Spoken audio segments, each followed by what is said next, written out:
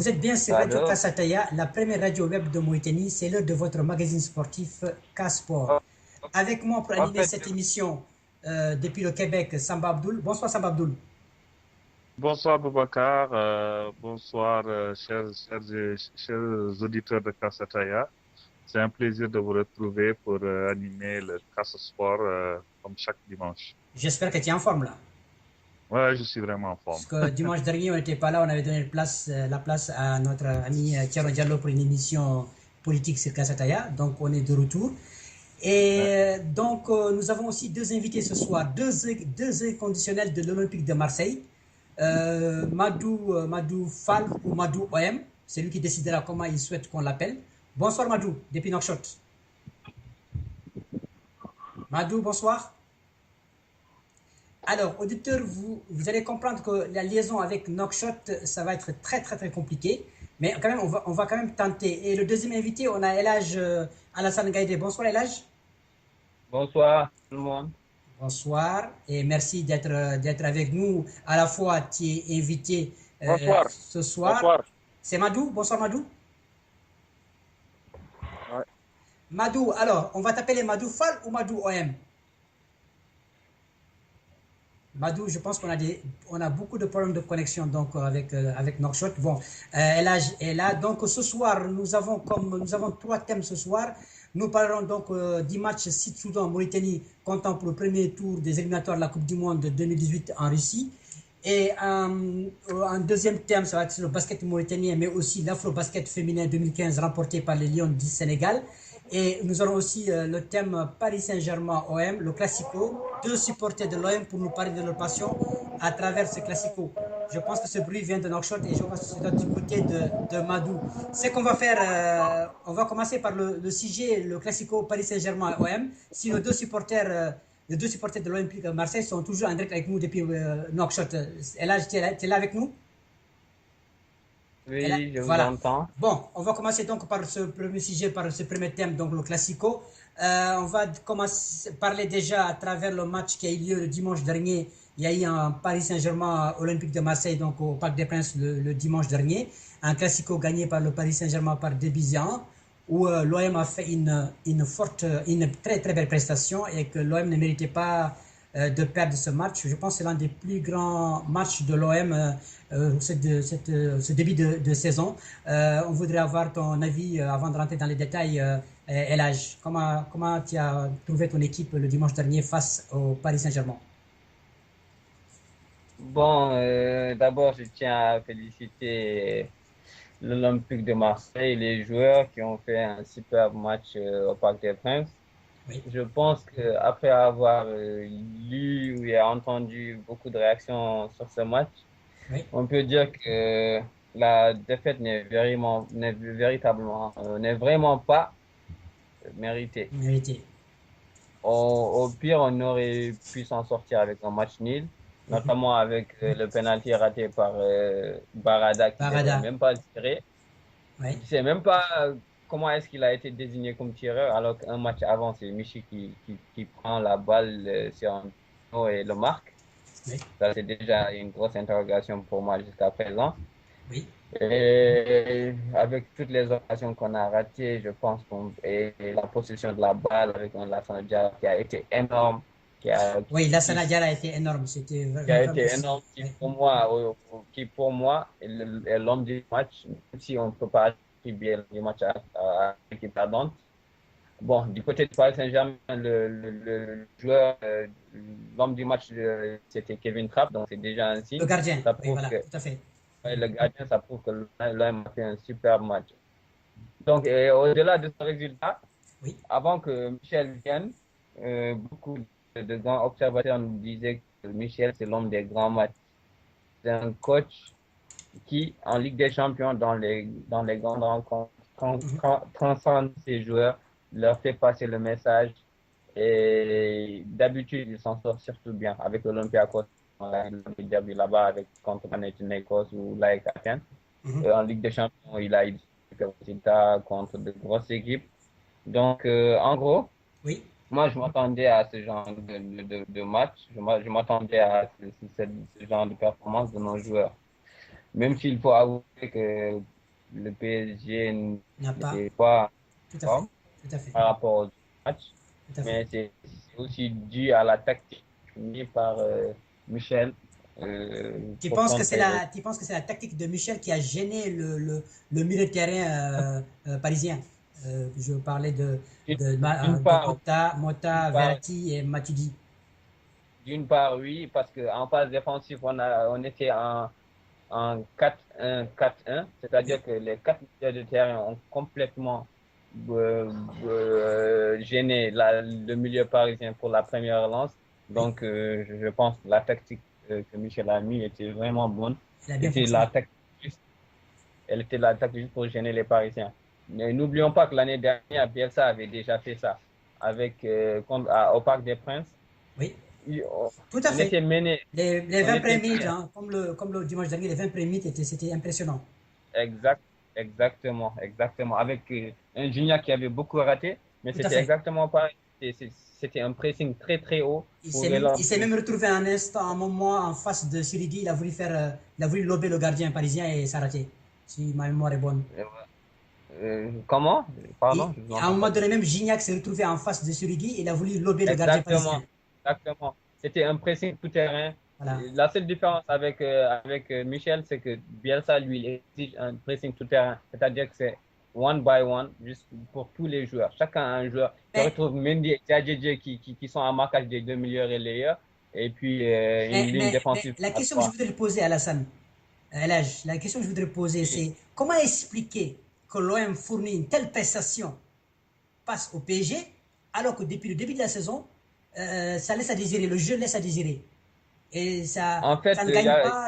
Qu'est-ce qui s'est passé? Est-ce que c'est pas le fait que ces joueurs-là, toute la France du football donnait déjà perdant contre le PSG, que personne n'attendait à l'OM, tout le monde pensait que l'OM allait prendre un carton. Est-ce qu'ils n'ont pas joué justement libérés sans rien perdre? Et c'est pas ça qui a été l'explication peut-être qui fait qu'ils ont fait cette prestation-là. Qu'est-ce que tu en en fait, penses? pour moi, il y a plusieurs raisons. Déjà, le classement, l'OM était 6e, donc il fallait au moins ramener un point. Tout à L'OM fait. a vraiment besoin de résultats. Ça, c'est un. Et de deux, c'est le Classico. C'est Paris OM. Même si l'OM était une équipe de deuxième, était une équipe de deuxième division, le Oui, Classico, c'est toujours un Classico. Ça va tout à se fait. jouer sur des détails. C'est Vous particulier. voyez? Donc, c'est un peu particulier. C'est pas la même chose que les autres matchs. Madou, excuse-moi, est-ce que Madou est là? Oui, oui, oui, je suis là, je suis là. Là, alors, Madou, donne-nous ton avis sur le dernier Classico que l'OM a perdu, alors que l'OM ne méritait pas de perdre ce match-là. Qu'est-ce que tu en pensais de ce match? Sérieusement parler, c'est comme tous les La, trois la, la connexion, elle dernières années au parc. À chaque Oui, fois, oui, l'OM fait un match vraiment digne. oui. Oui, j'ai dit, c'est la même constatation que les deux dernières saisons. À chaque fois, l'OM fait un grand match, mais au final, ils perdent. Comment Et expliquer ça? Comment ce expliquer ça? dernier, comment expliquer ça? Oui. C'est par manque de chance, un. Et de deux, et surtout manque de réalisme. Parce que ce match, ce dernier classico-là, au moins, on aurait pu avoir un Un match nul. nul. Tout à fait, tout à fait. C'était le minimum que l'on pouvait avoir. Parce que ce jour-là, les joueurs marseillais se sont vraiment comportés comme ils devaient. Ce qu'on attendait d'eux, ils l'ont fait. Ils étaient Mais impressionnants. seulement, Ils étaient impressionnants. c'est sérieux, c'est sérieux. Mais seulement, ils pouvaient mieux faire. Et aussi, il y a la malchance qui nous Mais est peut-être tombée aussi c'est dessus. le manque d'expérience aussi, parce que c'est une équipe quand même jeune qui est nouvelle, quoi. Il n'y a même pas 3 mois qu'ils ont commencé à jouer ensemble. Peut-être ça peut expliquer aussi, ça peut expliquer un peu le problème de Marseille en début de saison. Il y a cela aussi, il y a cela, il y a cela. C'est une équipe qui est en reconstruction. Ouais, Et malheureusement, il y a des clubs en France. Quand oui, on parle en France, on dit Marseille, Paris, ce sont des clubs où l'attente est énorme. De tout ce à fait fait. que on ne donne pas un temps à une équipe de vraiment, Temps de on ne donne construire, oui, pas un temps. oui. Voilà, voilà. Il faut qu'il y ait des résultats immédiats. Et Est-ce que les, c'est est-ce que les vraiment.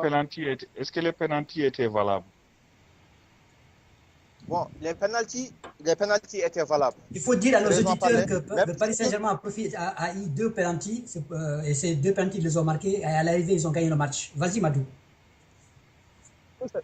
Parce que moi, je me dis que nous aussi, ce sont des faits d'arbitrage. Parce que je me rappelle bien le dernier classico de l'année dernière à Marseille, le penalty qu'on a sifflé contre Rolando, le deuxième penalty, et Marquinhos avait fait la même faute de main. Et l'arbitre ne l'avait pas signalé du tout. Tout à fait, c'est le match, le classico l'année dernière.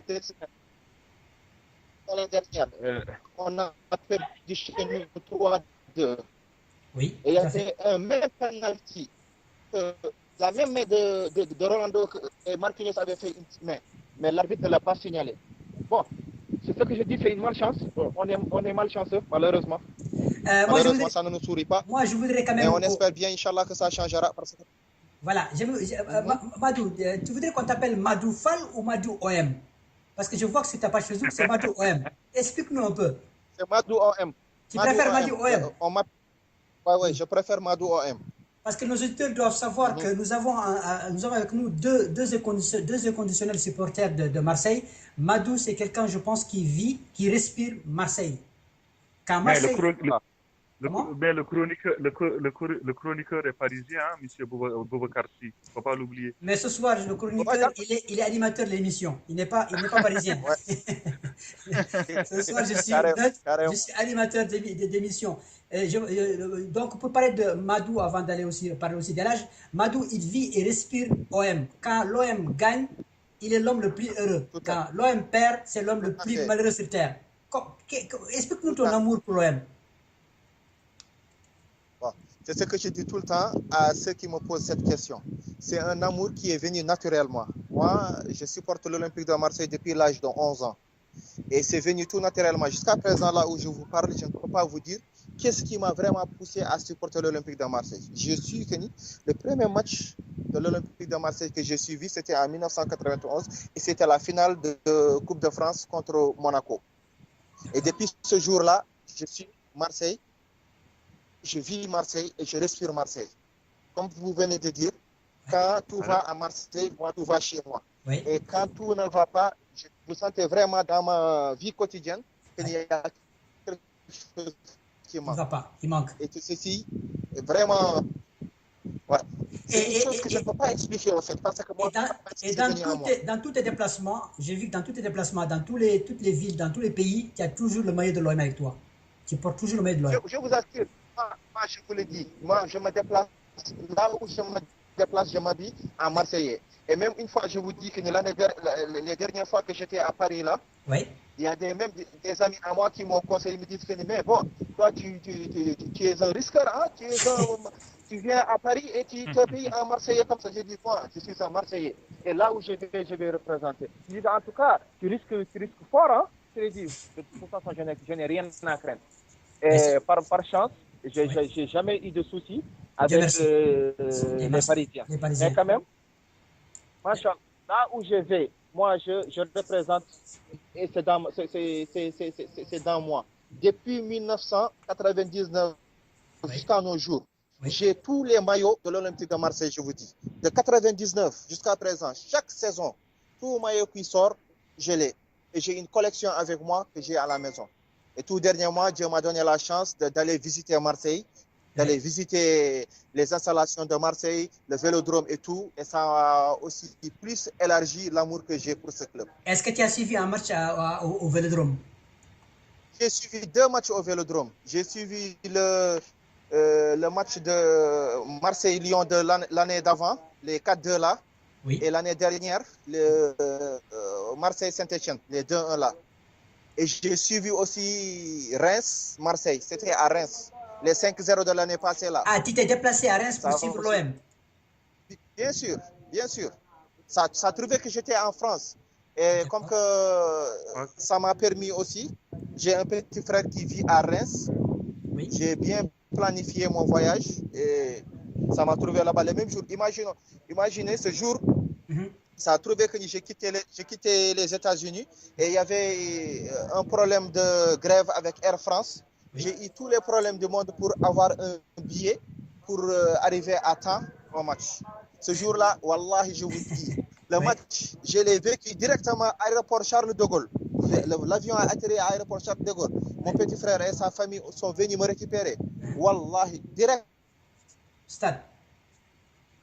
Voilà, Aéroport Charles de Gaulle, Stade Reims. Je suis venu, au moment de venir, j'ai trouvé que déjà le match avait commencé et l'OM menait 2-0. Oui. Et tu étais heureux. Ouais, 2-0. Je suppose que tu étais heureux. Je trouvais que c'était heureux. Et ils m'ont fait vraiment un accueil chaleureux parce que ce jour, ils ont gagné 5-0.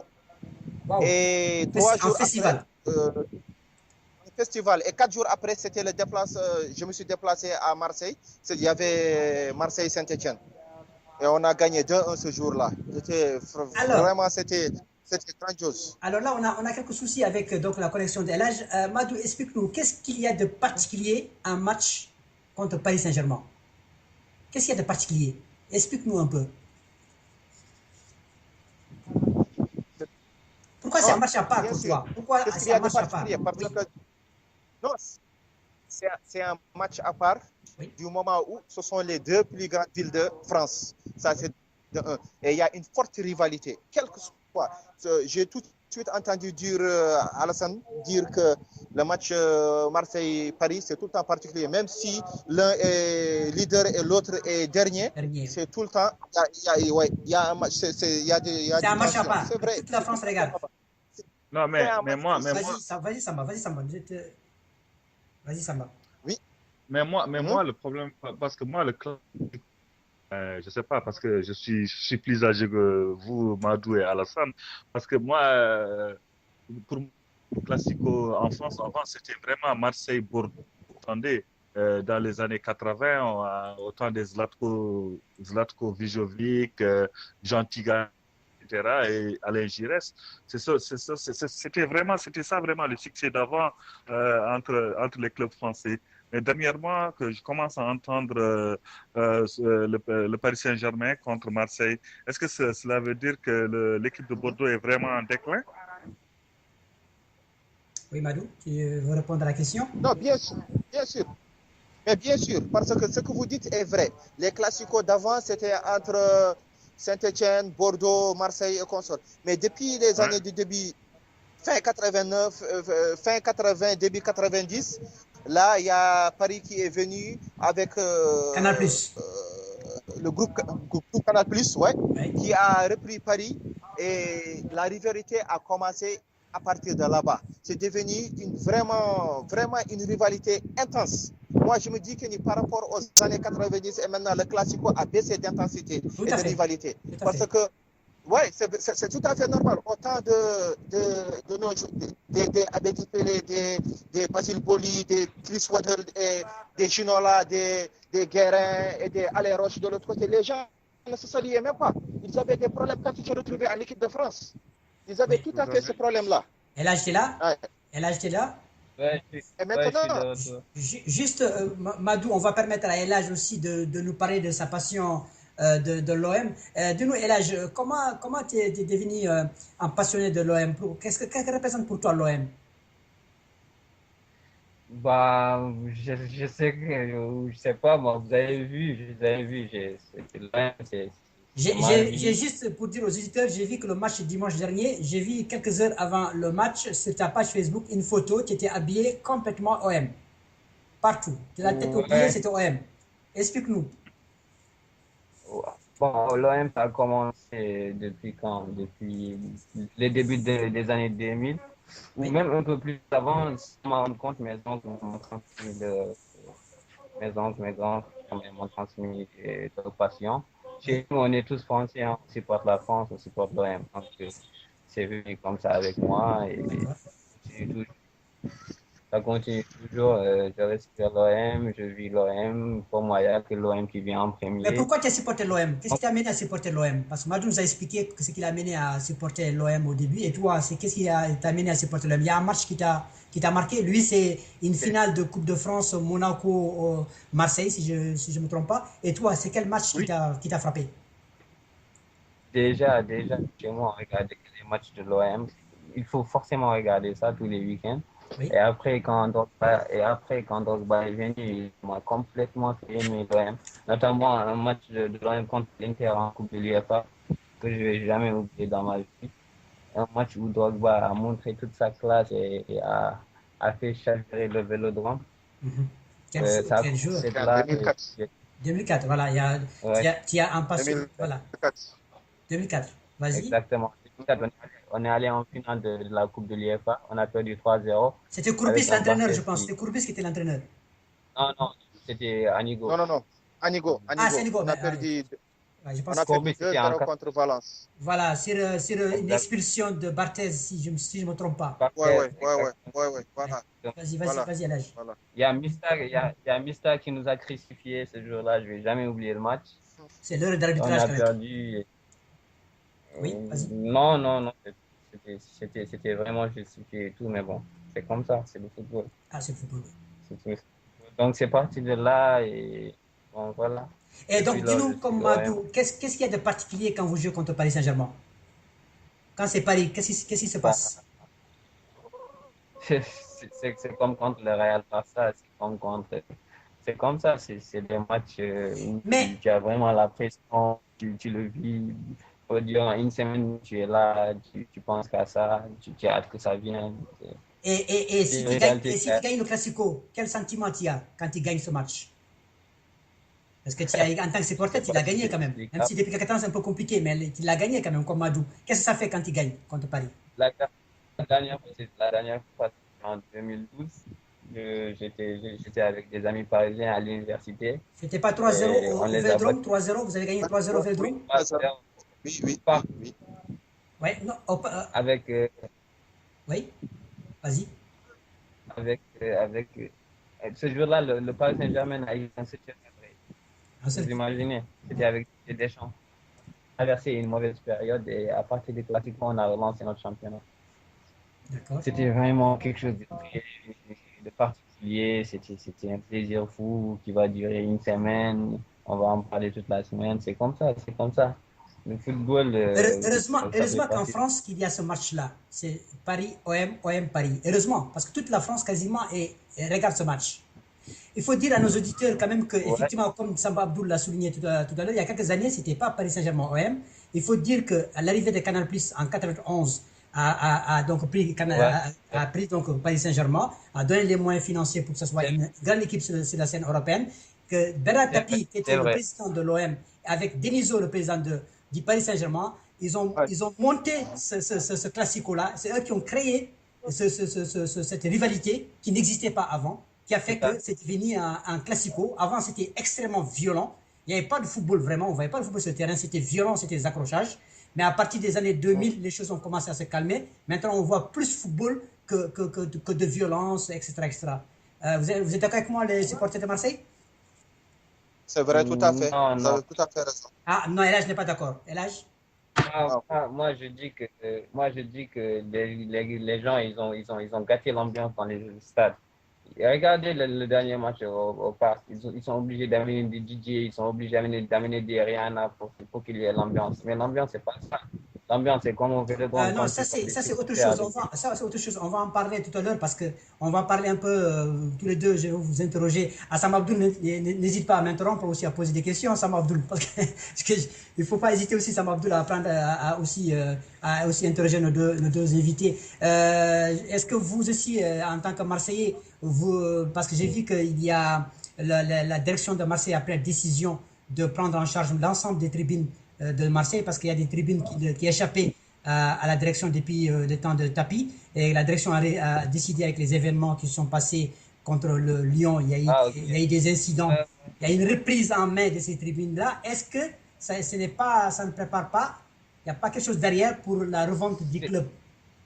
Qu'est-ce C'est que vous une en très pensez tous les bonne deux? décision. C'est une très, très bonne décision parce que maintenant, on va nous voir comme, comme parmi tous les clubs d'ailleurs. Oui, Et ça va même attirer pour moi les investisseurs parce que quand on voit que les supporters gèrent les billets, etc., eh c'est oui. un peu louche, c'est un peu mafieux, c'est mal vu ailleurs. Donc, je pense que Ça maintenant, décourage on les va rentrer investisseurs. dans... Madou, qu'est-ce que tu en penses, Exactement, Madou? Qu'est-ce ouais, que tu exactement. en penses? maintenant, ouais. Non, c'est vraiment c'est une très bonne idée parce que là, au moins, on sent vraiment il y a possibilité de vente. Oui, Parce qu'auparavant, on ne pouvait pas penser à vendre à cause de quoi? À cause des supporters qui ont une part de responsabilité sur les billets. Et là, au moins, on sent vraiment dans les années à venir ou bien dans les mois à venir, qui sait, il peut y avoir une possible vente de l'OM. Et vraiment, c'est ce qui nous arrange, nous, supporters. Parce qu'en ce moment, même si l'argent ne fait pas le bonheur, même si l'argent ne règle pas tout, mais l'argent règle beaucoup de problèmes, c'est sérieux. Parce que Paris, il y a 4 ans, il y a 5 ans de cela, il faut voir Paris. Paris, il y a 5 ans de cela et Paris de nos jours, ça s'est métamorphosé, carrément. Et c'est dû à quoi? C'est dû aux investisseurs qui sont venus et qui ont accepté de mettre de l'argent. Et nous, on a une propriétaire qui a de l'argent mais qui ne veut pas investir. Et maintenant, de nos jours, quand tu as de l'argent et que tu n'investis pas, tu n'as pas de résultats. Et même si tu as des résultats, ce sont des résultats minimes. Nous, en 2010, on a été champion en France. Et depuis lors, qu'est-ce qu'on a? On n'arrive même plus à avoir une saison vraiment régulière. C'est dû à quoi? C'est dû à ça. On a nos meilleurs joueurs qui partent de saison en saison. Et ces meilleurs joueurs qui partent sont rarement remplacés. Et ceci est dû à quoi? C'est dû au manque de moyens. Et maintenant, le fait que le club reprenne le contrôle de tout ce qui se passe au Vélodrome, c'est une très bonne nouvelle pour nous. Parce que là, au moins, on espère avoir des repreneurs qui pourront reprendre l'OM et investir comme il se doit. Parce que nous aussi, il faut dire aux éditeurs, à nos éditeurs que effectivement, le Paris Saint-Germain, dans le passé, il y a 4 ans, était le principal foyer de violence lié au football. Il y a eu même 2 morts. Le dernier, c'était un certain Yann Laurence. Donc, il a fallu que des mesures soient prises par donc, le fameux plan en 2012 de Leproux, avec l'appui des autorités publiques, avec bien sûr M. Sarkozy qui était président et comme c'était un supporter du Paris Saint-Germain, il ne voulait plus voir ça. Et le plan a été mis, c'était violent, les supporters n'ont pas accepté, mais ça a permis de revendre le club. Et aujourd'hui, je vous dis qu'au Parc des Princes, des alentours, il n'y a plus de violence. Mais par contre, comme l'a souligné tout à l'heure Alassane, au niveau des ambiances, c'est une autre affaire. Ce n'est plus la même chose, ça c'est vrai. Mais quand même, il y a la sécurité. Oui. Il y a la sécurité, c'est vrai. Oui. Paris c'est un club, là où ils sont là, ils veulent vraiment rendre le club prestige. Tout à fait. Si vous voyez, à chaque fois quand il y a des classicos et tout, ils invitent des Rihanna, le grand Ronaldo, les Beckham et tout ça, c'est une image. Ils veulent montrer une bonne image de Paris. C'est ça. Et c'est ça et rien d'autre. Moi, personnellement, l'année dernière, j'ai été au parc pour suivre Paris Saint-Germain. D'ailleurs, ce jour-là, même, ils ont perdu 2-1. Mais ça a trouvé qu'ils étaient déjà champions. Mais ce jour-là, l'ambiance au parc, tu sens vraiment que ce n'est pas une ambiance digne d'un club. Ce ne sont pas des supporters, des vrais supporters. On dirait que c'est des gens qui veulent assister à un spectacle de théâtre. Moi, je suis parisien, mais je le dis, des fois aussi, ça pose un problème. Imaginez. Parce que moi, j'avais mon téléphone avec moi et le fond d'écran, il y avait le logo de Marseille qui circulait. Et je vous assure que j'étais aux tribunes Boulogne, là où il n'y a que des paris. J'étais le seul là-bas. Et quand j'ai fait sortir mon portable pour regarder un numéro, il y a le logo qui tournait. Il y a quelqu'un qui était derrière moi qui m'a dit, il m'a tapé comme ça, je l'ai regardé. Il me dit, mais toi, tu n'as pas peur avec ton logo là? Mais il y a une bonne ambiance quand même, il y a une bonne ambiance maintenant, il n'y a plus de violence. Ouais, mais en ce moment, je n'avais pas réalisé que immédiatement, j'ai rangé mon téléphone. Je me suis dit que pour ne pas me créer des problèmes, j'ai rangé mon téléphone doucement et imaginons cet acte-là, si c'était à Marseille. Par contre, avant de donner la parole à Elage, par contre, à Marseille, justement, on a remarqué, j'ai suivi ça sur le Fosseyen.fr, le site de supporter le plus important de Marseille. Ils ont remarqué que depuis quelques années, ce qu'ils ne voyaient pas avant à Marseille, certaines boutiques de Marseille vendent des maillots du Paris Saint-Germain. Il y a même, on commence à avoir des jeunes porter le maillot du Paris Saint-Germain à Marseille. C'est que ça signifie que le climat dégueulasse qu'il y avait avant, et ça s'est beaucoup calmé. Et tant mieux pour le football, à mon avis, tant mieux pour le football. Elage, qu'est-ce que tu en penses? Non, on ne veut pas avoir des maillots de Paris à Marseille. Ah ben ça existe maintenant. Non. Ça existe maintenant. C'est un fait. Ça existait pas. Ça existait parce que Paris est devenu un autre club. Non, qu'on se dise la vérité. Même si ce sont nos rivaux de tout le temps, mais Paris a pris une autre dimension. Ils ont une popularité terrible. Moi, je vous dis que les années présentes, cette fois-ci, quand je suis parti, je me promenais au Vieux-Port. mais j'ai vu un jeune revêtir un maillot de Zlatan Ibrahimovic partir. Donc, je ne dis pas de il y a quelques années de cela. Oui. Non, c'est vrai. Alassane, il faut se mettre à la place des jeunes. Les jeunes ont envie de rêver. Est-ce que tu penses que toi, les jeunes, ce sont plutôt les joueurs du Paris Saint-Germain qui le font rêver? Parce que quand même, c'est des grands joueurs. Et tu mets un Zlatan, tu fais en face Gignac, ça ne fera pas, Gignac ne fera pas rêver vraiment le jeune.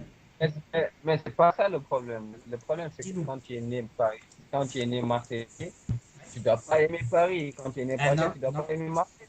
C'est comme ça. Je comprends, je te comprends. C'est des trucs qu'on te met dans la tête. Tu ne peux pas me dire, quand tu es Marseillais, c'est particulier, c'est autre chose. Tu ne peux pas apporter le maillot de Paris. Moi, je ne peux pas le concevoir. Même sur FIFA. J'ai une question aux deux là, mais moi, c'est que je voudrais même quand savoir. je joue sur FIFA, je peux même. Lui, c'est un vrai Marseillais, lui, il ne rigole pas avec ça. Tu as raison, Alassane. Reste comme mais attention, Alassane, ceux qui portent les maillots de Paris Saint-Germain à Marseille ne sont pas forcément des Marseillais. Hein? Oui, tout à Ce sont fait. des gens qui viennent en visite. À Marseille aussi. Il y a des touristes qui viennent. Tout à fait. Et ils sont là, mais un Marseillais ne portera jamais un maillot de Paris Saint-Germain. Normalement, un vrai Marseillais ne fera pas ça. Autrement dit, l'enfant peut supprimer les groupes de supporters, etc. Moi, je dis que c'est une mauvaise idée. La seule chose à faire, c'est de renforcer les sécurités dans les stades, c'est de canaliser les groupes, parler avec eux, discuter avec eux, les sensibiliser sur la violence qui peut y régner dans ces derniers. Donc, demain à Marseille, quand on va supprimer les ultras, les Yankees, etc., quelle ambiance il y aura au Vélodrome? On a vu la dernière fois contre l'Ibérique, quand on a fermé les deux virages, on a vu qu'au stade, c'était mort, c'était une ambiance de... Il n'y avait pas d'ambiance, etc. Et ça tue... Oui, mais là, comme tu as dit tout à l'heure, Madou, si vous ne réglez pas ces problèmes-là, ces tribunaux, les investisseurs ne viendront pas. Et Marseille n'a pas envie de... Oui. On est là-dessus depuis le problème contre Lyon. Il y a le faux président, le pseudo-président Vincent Labrune qui est en train de... Justement, le pseudo-président dont tu en parles, j'aimerais avoir votre avis là, parce que là, on a pris beaucoup de temps par rapport à l'Olympique de Marseille, on s'est prévu 30 minutes avec vous. Expliquez-moi une chose, les Marseillais, tous les deux là. Moi, j'entends beaucoup de critiques envers Labrune. Je trouve qu'on est très dur, je vous trouve très dur envers Labrune. Pourtant, l'entraîneur dont tout Marseille continue de vénérer, c'est Bielsa. C'est lui qui est parti chercher Bielsa quand même. Il ne fait pas que dire. C'est son rôle d'aller chercher. Oui, mais d'accord, mais il faut quand même. Je trouve qu'on ne reconnaît pas certaines choses. Quand il fait des choses, on ne reconnaît pas ça. On tape plus sur lui. C'est ce que j'ai remarqué, moi, de loin. Mais quand Bielsa veut venir à Marseille, c'est à lui d'aller chercher cette négociation. Quand Bielsa décide de venir à Marseille, c'est pas pour Labrune, c'est pour Marseille, c'est pour... Non, mais c'est Labrune qui l'a... Non, c'est Labrune, non, il faut être honnête quand même. C'est Labrune qui l'a convaincu, qui l'a amené à Marseille. On est d'accord que c'est Labrune. On est tous d'accord que c'est l'idée de Labrune. Oui. Mais c'est une bonne idée, tout le monde l'a dit et tout le monde l'a dit. Mais après, c'est le président, il doit aller chercher les bons entraîneurs. Mais quand Bielsa, il veut venir à Marseille, qu'est-ce qu'il regarde? L'histoire des clubs, les supporters, qu'est-ce en France, etc. Oui. Et quand l'OM faisait son histoire, Labrune n'était pas là. Labrune, depuis 6 ans qu'il est là, qu'est-ce qu'il fait? Mauvaise gestion, des problèmes que personne ne voit venir. Depuis qu'il est là, c'est catastrophique. C'est un bon communicant, mais pas un bon président, si j'ai bien compris les Marseillais. Un mauvais communicant. Vas-y. Non, il ne gère pas. Il a une mauvaise gestion. Il a une mauvaise gestion des faits. Pour lui, c'est de stabiliser les dépenses de l'OM et tout ça et consort. Mais ce qui nous a fait perdre est mieux et 10 000 fois plus nombreux que ce qui nous a fait gagner. Et je vous donne un seul exemple sur l'année dernière. Imaginez les joueurs qu'on a perdus, qui sont partis libres, gratuits. Et ça ne devait pas se faire comme ça. Ça ne devait pas se faire comme ça, le minimum. Ayou et Gignac. Et aussi un autre aussi qui est parti. Et pour rappel, Ayou, il a eu 8 millions. Ayou, il a eu 8 millions sur sa clause de signature. Imaginez, 8 millions. Ces 8 millions devraient revenir à l'OM. Et c'est le meilleur joueur de l'OM depuis quelques années. Bien sûr que c'est le meilleur joueur qui a été formé à l'Olympique de Marseille. Son père a joué à l'Olympique de Marseille. Le fameux... Bien sûr. Abedi Pelé, champion d'Europe en 93. Bien sûr, champion, c'est lui qui a tiré le fameux corner avec la tête de Basile Boli. Ça, c'est ancré dans notre mémoire à jamais. Contre Milan. entre Ouais. Milan AC à Munich. Ouais. Wallahi.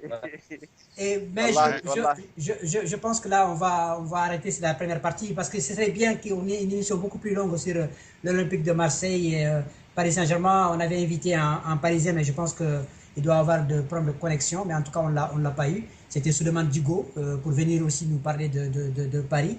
Mais là, bon, on a eu deux supporters de l'OM qui nous ont parlé de leur passion. On aura l'occasion, je pense, de revenir sur ça parce que je suis toujours fasciné de voir quelqu'un comme Madou, comment il vit son club. C'est quelque chose quand même d'intéressant à faire découvrir à nos auditeurs. Je pense qu'on aura l'occasion de revenir un jour, une émission spéciale avec Madou pour vraiment qu'il nous parle en détail de sa passion pour ce club. Nos deux amis, vous restez avec nous pour la suite de l'émission. Donc, vous êtes sur Casport, votre émission, donc de votre magazine sportif. On va passer donc à la deuxième partie de l'émission. Donc, nos deux invités vont rester avec nous. On va parler du match qui a eu lieu donc le mercredi 7 octobre.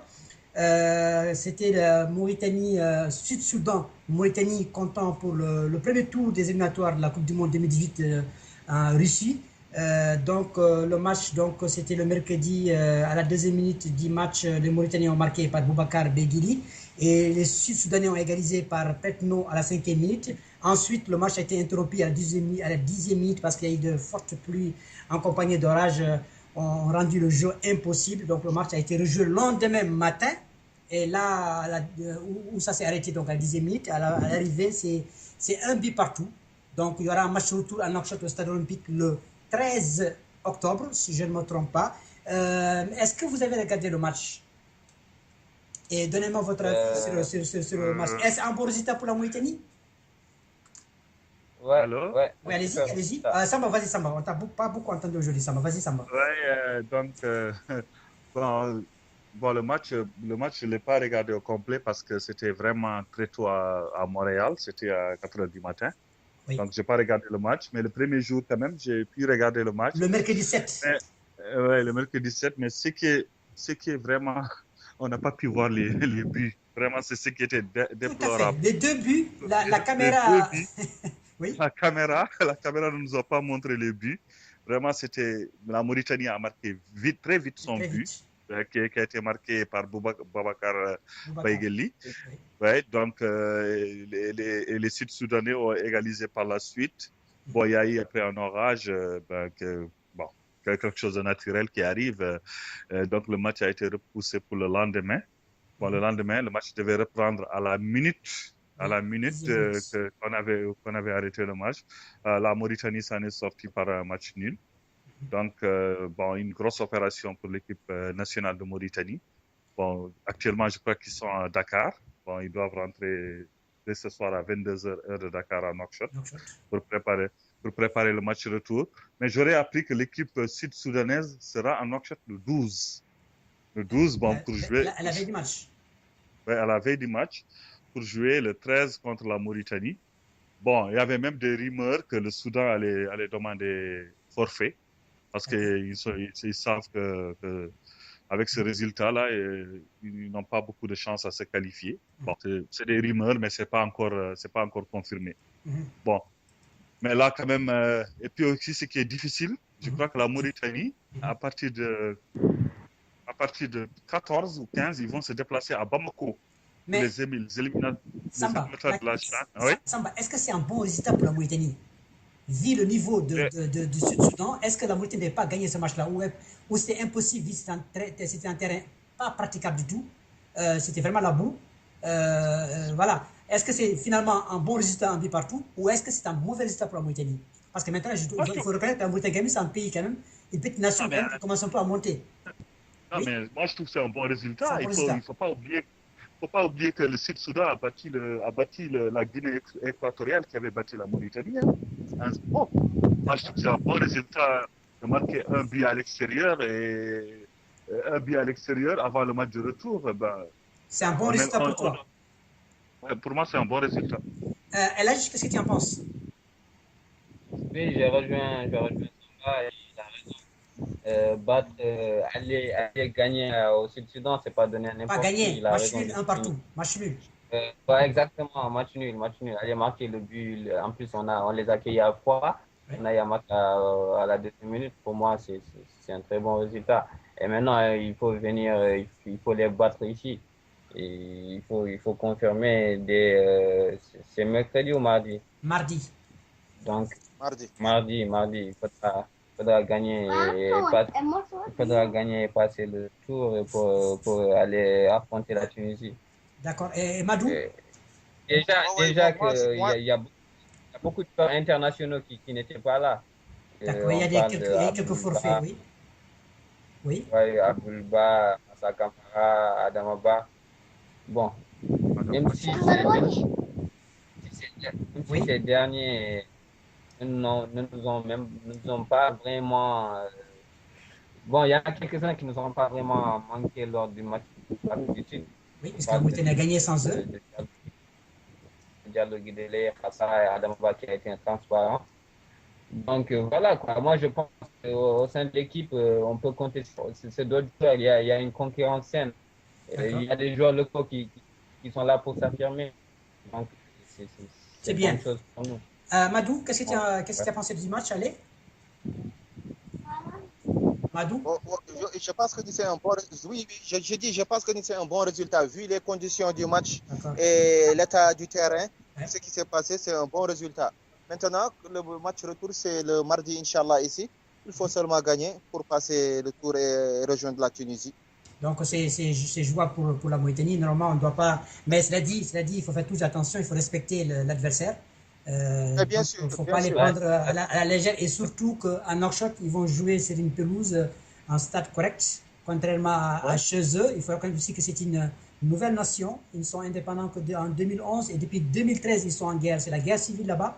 Donc, ils n'ont Ouais. pas vraiment les moyens, ce qui explique un peu dans quel état est le terrain. Le terrain, donc voilà. Mais il ne faut pas les sous-estimer, à mon avis, pour le match retour. Il faut jouer le Non, non, match. non, non, non. Il non, faut jouer le match. Il faut jouer le match comme il faut. Parce qu'on n'a pas sous-estimé cette équipe. Oui, Mais quand même, je viens d'avoir l'information que Adamaba et Abdulba oui. et Hassa Kamara seront seront dans le groupe de Corentin Martins pour le match du 13. Mhm, Donc, je Donc, pense que l'équipe sera complète. mhm. Donc, un match de football demeure un match de football. Tout à fait. Il ne faut jamais sous-estimer Tout à fait. l'adversaire. Il faut jouer à fond, espérer de gagner et puis passer au prochain tour. Pour préparer la rencontre face au gros morceau. C'est le gros morceau, quoi, la Tunisie. Non, la non, mais Tunisie, ouais, ça. Boubacar, avant la Tunisie, parce que la plupart des nationaux doivent aller jouer contre le Mali le 17 octobre. Ça, c'est Chan, non? C'est ça? Ouais, ça, c'est Oui. Chan. Oui. Donne l'information, donne-nous l'information. Donc, oui. Ouais, justement, le 17 octobre, ça sera le match aller à Bamako pour les éliminatoires de la CHAN. Donc, soit 4 jours après le match contre le Sud-Soudan, la Mauritanie va affronter un match aller contre les Maliens à Bamako et 2 semaines après, ça sera à Nouakchott. D'accord. Donc, on espère là un aussi. match Oui. super. Oui. C'est un match super important. Moi, c'est là que j'attends Martins et les Morabitoun, sincèrement. Parce Ouais. que pour moi, si on ne se qualifie pas au champ, j'ai vraiment des questions à Oui, me effectivement. poser. Oui. Parce que, parce que moi personnellement, je ne vois pas la Mauritanie se qualifier en Coupe d'Afrique des Nations. Tu as des Ça, doutes par rapport à la c'est Tunisie, personnel. tu ne crois pas? Si jamais on passe, bien sûr, le Sud-Soudan. Je parle pas de la Coupe C'est la Coupe du Monde. d'Afrique. Ah oui, non, la Coupe d'Afrique des Nations. Non, je confonds la CAN et la. Vas-y. Avec le Cameroun, l'Afrique du Sud. Pour moi, je dis bien que ça ne regarde que moi. Je ne pense pas qu'on va se qualifier. Après, j'ai énormément envie qu'on se qualifie. Je veux vraiment, vraiment, vraiment qu'ils me fassent mentir, mais je ne vois pas la Mauritanie passer. Pourtant, on dirait que. Donc, Oui. ceci dit, je veux vraiment qu'on se concentre sur ce match contre le Mali, qui est une très, très bonne nation au niveau local, Mhm. vu comment aussi perdu des joueurs qui sont partis un peu jouer en Tunisie, au Maroc et en Europe ces derniers temps-ci. Je veux vraiment qu'on se focalise qu'on conserve cette équipe qui se qualifie 2 fois de suite pour la CHAN. Qu'on fasse partie des 16 meilleures équipes africaines au niveau local. C'est important que c'est cohérent Et ça montre qu'on a vraiment une image de progression au niveau local. Pourtant, il me semble que le match, les deux matchs Gambie-Mauritanie, c'est ça qui va déterminer, à mon avis, la qualification de la Mauritanie. Et c'est pourtant, pour moi, il me semble que c'est jouable pour la CAN. Qu'est-ce que vous en pensez, les autres? Bon, Madou? Oui, Est-ce que tu crois aux la chances de la Gambie. Mauritanie pour la CAN? Oui, face aux deux matchs aller-retour Gambie-Mauritanie. Parce que c'est ça qui est déterminant, si Oui, oui. je ne me trompe pas, c'est Les des deux matchs. calendriers. Oui, Tout à fait. Tout à fait. Maintenant, c'est simple comme bonjour. Le fait pour se qualifier, au moins, il ne faut plus perdre. d'accord. Le minimum, c'est quoi? C'est de négocier les déplacements, les négocier minimum à revenir avec un point. Et à domicile, gagner. Et l'équipe de la Gambie, c'est une équipe très soudée, très cohérente. C'est sérieux, c'est une très bonne équipe. Ils ont eu la malchance de perdre contre le Cameroun la journée dernière, mais ils n'ont pas du tout démérité. Et contre l'Afrique du Sud, lors de la première journée, ils ont causé tous les problèmes du monde à l'Afrique du Sud. Ils ont même fait un match nul. Ça fait que ça ne sera pas. Les deux confrontations ne seront pas des matchs faciles, vraiment. D'accord. Et c'est là-bas qu'il faut vraiment être réaliste. Et cette équipe-là, je vois que vraiment l'équipe de les Mourabitoun, il y a une envie, il y a vraiment une envie, et il y a vraiment une envie et de la motivation. Et si seulement, Il n'y a plus de complexe.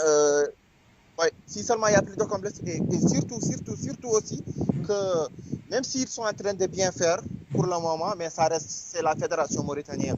Ils sont là, ils sont en train d'innover et tout, c'est vrai, mais jusqu'à présent, ça reste. Parce que les joueurs, ils ont des fois des problèmes pour recevoir leurs primes après les victoires. Ils sont là en train de les suivre, les dirigeants, ils sont là en train de vraiment de s'enrichir sur eux. Et c'est ce qui n'est pas du tout normal. Si Madou, vous voyez très bien. Madou, ça, c'est des accusations graves quand même, Madou. Tu dis qu'ils sont en train de s'enrichir sur eux. Oui. C'est tout à fait, c'est vrai. Ce ne sont pas des accusations. J'ai des preuves pour ça. J'ai des preuves pour ça parce que moi, j'ai des amis qui sont à la fédération. Et ils sont là, on les voit comment ils sont et comment ils se comportent. Ce n'est pas digne d'eux.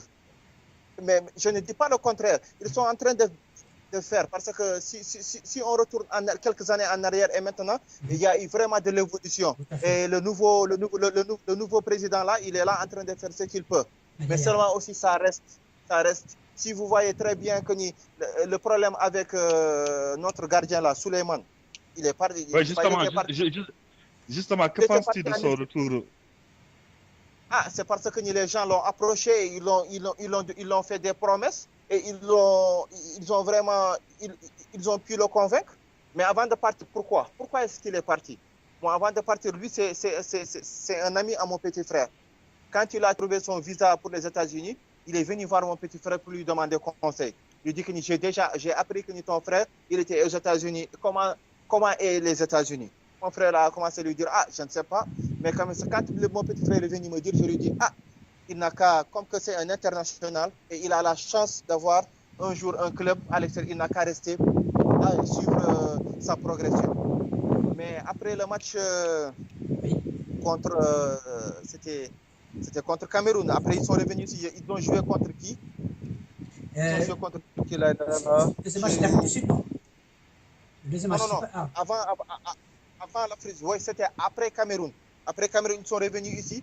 Ils ont joué un match, c'était, je crois que l'éliminatoire de la CHAN. Contre Sierra Leone. Sierra Leone. Voilà, très bien. Deux matchs à knock-shot. Très bien. Et ça, c'est lui-même qui l'a dit. Il dit qu'ils ont eu tout à fait des problèmes pour recevoir leurs primes après ce match-là. Et après cela, il s'est dit, qu'est-ce qu'il s'est dit? Que lui, il a une famille à faire nourrir et il a beaucoup d'engagement, que ce soit sa femme et son enfant, et aussi il y a son père qui ne vit plus, sa mère et les autres dépendent de lui. Et s'il va continuer avec ce rythme-là, il va aller nulle part. C'est là qu'il a pris la décision de partir aux États-Unis. Mais là, il fait des tests il a fait des tests aux États-Unis grâce à un entraîneur mauritanien qui vit là-bas, qui s'appelle Rim Mada, au niveau de Massachusetts. Pas Massachusetts, j'ai oublié, Windsor. Mais que penses-tu? Mais apparemment, Rim Mada est très optimiste pour son intégration dans le championnat américain. Qu'en penses-tu?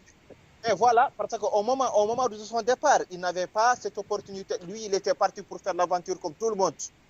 Mais Dieu a fait que quand il est venu, il a eu la chance de rencontrer ce monsieur que vous venez de citer et Mada, ouais. qu'il a aidé à avoir un test avec le club que tu viens de souligner. Et maintenant, je crois que après son retour, parce que la fédération, quand ils ont su qu'il a des contacts avec un club, c'est à partir de là qu'ils ont pris la décision, oui, de le rappeler. Et quand ils l'ont rappelé, ils l'ont dit avec des conditions claires. Il aussi, il n'a rien à perdre. C'est son travail, c'est son métier, c'est ça qu'il fait. Si ça ne dépendait que de lui, il gagnait son pain ici normal. Il n'allait pas se déplacer, partir aux États-Unis pour faire de l'immigré tous les autres. Mais à partir de là, il est revenu. Oui, on aura l'occasion de revenir donc sur ces matchs, sur ces footballeurs mauritaniens à l'extérieur et aussi sur l'équipe nationale donc, qui joue son match retour contre le Sud-Soudan le mardi 13 au stade olympique. On va passer au dernier thème donc de l'émission ce soir. Ça va être donc le basketball. Donc c'est la question donc avec notre ami Samba Abdou et vous aussi Madou et là si vous avez aussi des connaissances en basket. Nous avons 10 minutes pour parler donc de la Fédération mauritanienne de football donc avec Samba Abdoul. En même temps aussi Samba Abdoul nous parlera aussi de l'afro-basket féminin remporté par les Lions du Sénégal le week-end dernier. À toi Samba Abdoul. Samba, on t'entend Samba? Oui, bon voilà, donc il y a eu l'Assemblée générale de la Fédération mauritanienne de basketball ce matin à Nouakchott. Donc il y a eu un nouveau président qui a été élu par consensus. Il s'agit de M. Fall Youssouf. Fall Youssouf qu'on ne présente plus au sport mauritanien. Fall Youssouf qui était l'ex-secrétaire général de la Confésias. Oui, vas-y. C'est la conférence des ministres de la jeunesse et du sport de la francophonie. Bon, il a fait là-bas, je pense, 8 ans, de 2005 à 2013. Et puis avant ça, c'était un basketteur international de Mauritanie. Il était le capitaine de l'équipe nationale de basket de Mauritanie. Il fut aussi directeur des sports, le directeur aussi du centre, comment on appelle ça, le centre des maîtres d'éducation physique qui se trouve au niveau de la maison des jeunes. Il fut aussi président de la Fédération mauritanienne de judo. Donc c'est quelqu'un qui est du milieu. Il est cadre du ministère de la Jeunesse. Il fut aussi conseiller technique du ministre de la Jeunesse et du Sport. Et il est professeur de l'éducation physique et sportive, à ne pas confondre aux maîtres d'éducation physique qui enseignent dans les lycées ou dans les collèges. Parce que les professeurs d'éducation physique et sport, il y en a pas beaucoup en Mauritanie. Je crois qu'il y en a 5 ou 7. Bon, parce que lui, c'est le premier. Bon, il y a eu un certain Ba Alioune sortant de Dakar, actuellement, qui est conseiller de la ministre Madame Koumbaba. Et nous avons aussi Mbouch Ousmane, qui est maintenant secrétaire général de la nouvelle fédération mauritanienne de basket à la place de Biramani. Nous avons aussi comme adjoint Amadou Diallo qu'on ne présente plus, qui était le meilleur basketteur que la Mauritanie ait connu comme ailier. C'est lui, maintenant, il est membre de la Fédération mauritanienne de basket. Donc, c'est un nouveau bureau qui a été élu ce matin. Donc, Fall Youssouf remplace le général Diagadjeng. La page, voilà, général, d'accord. Oui. Ouais, général Diagadjeng qui a dirigé la Fédération mauritanienne de basket depuis plus de 25 ans. Donc, là, il a décidé de passer de laisser la place. Oui. Mais il fait partie quand même du comité de sages de la fédération, parce qu'il y a eu un comité de sages qui a été mis en place ce matin. Donc, ça, c'est la nouvelle d'aujourd'hui. Donc, Fall Youssouf, pour moi, c'est la bonne affaire, parce que c'est quelqu'un qui a de l'expérience. Mais là, l'autorité aussi, qui a une autorité. Qui a l'autorité. Bon, il peut aider le basket, mais aussi, c'est pas seulement la fédération aussi d'aider le basket à se développer. Il faut que l'État aussi mette en main côté infrastructure, côté pour construire des infrastructures, etc. Donc, c'est la nouvelle du jour. Madou, qu'est-ce que tu en penses, Madou? Tu es là? Oui, je suis là. Qu'est-ce que tu en penses? Tu es au courant de ce qui se passe au sein du basketball mauritanien? Oui, j'ai vu les informations ce matin à travers le net. Je vois que c'est une bonne chose, le fait de changer, parce que ceux qui étaient là avant, il vient de le citer Samba 25 ans de service au niveau, à la tête de la fédération de basketball. Et durant ces 25 ans-là, il n'y a jamais eu de résultat. Jamais eu de résultat. Parce que comment se fait-il? Lui, c'est un grand homme. Je ne le critique pas, mais ce sont des remarques que j'ai faites. Il a occupé tant de postes, de grands postes dans ce pays. Et jusqu'à nos jours, durant ces 25 ans de règne, la Mauritanie n'a jamais eu un terrain digne de son nom. Mais si peut-être aussi qu'il n'y a pas aussi un appui, comme le disait tout à l'heure Samba Abdoul, mais les publics n'ont pas réellement aidé. C'est le domaine de l'État, Madou. L'État n'a pas réellement mais lui, ici, à un moment, il faisait partie de l'État. Tout le monde sait comment l'État fonctionne ici. Lui, il a occupé de grands postes dans cet État. Et il pouvait faire jouir ses relations pour arriver à cela. Mais non, il n'a pas fait. Et il a préféré privilégier ses comptes personnels que de s'occuper... Madou, aujourd'hui, il était comme terminé, lui. Madou, il faut qu'on se dise la vérité, c'est ça. Il a été ici directeur de la douane, directeur... tant d'autres choses, colonel à la général à la gendarmerie. On ne peut pas dire quand même que son bilan soit mauvais. Il a quand même apporté beaucoup au basket. Il s'est beaucoup aussi investi. Moi, je connais pas un peu le deuil, mais par l'intermédiaire de Abdoul, oui. Le basket n'a jamais progressé. Le basket en Mauritanie ici n'a jamais progressé. Madou, on aura l'occasion d'y revenir. Sur un débat, on t'invitera pour nous parler aussi de basket, qui est passionnant, qui est très intéressant ce que tu nous dis. Samba Abdoul, juste sur le basket. Parce qu'on n'a plus que il a raison de dire que le basket, quand même, au niveau international, le basket mauritanien est inexistant. Il a tout à fait raison. On en a parlé déjà. Comme j'ai l'habitude de dire que c'est chaque année.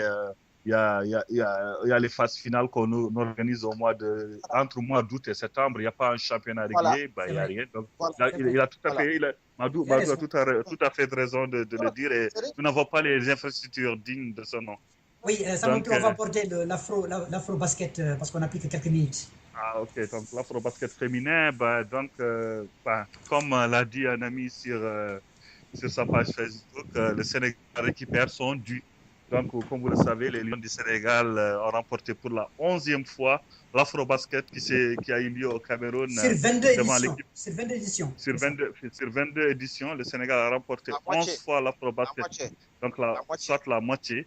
Donc, c'est la plus belle équipe africaine. Et donc, vraiment, les coéquipières de Aya Traoré, de Astou Traoré, de Mamarissi, etc., vraiment, elles ont honoré leur pays. Et c'est pourquoi le président de la République sénégalaise, M. Macky Sall, a fait c'est-à-dire il a fait une information de taille en promettant de construire une salle de basket moderne dont les travaux vont commencer en mars 2016. Ça sera à l'esplanade de stade de Léopold Sédar Senghor, donc c'est la nouvelle au Sénégal. Et vraiment, tant mieux pour eux. Félicitations au Sénégal.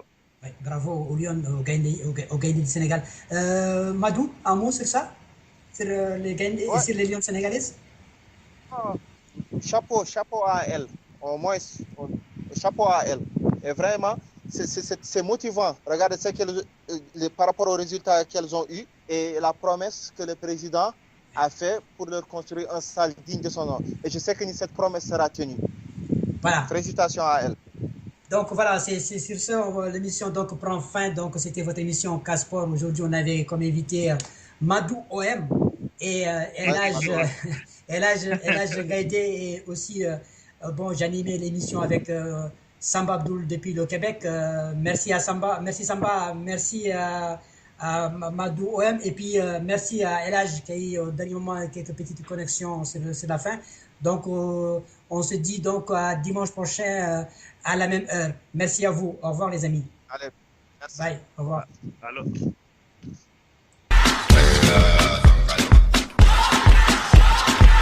You're a good soldier, choosing your battle. Pick yourself up and dust yourself off and back in the saddle. You're on the front line, everyone's watching. You know it's serious, we're getting closer, this isn't over. The pressure's on.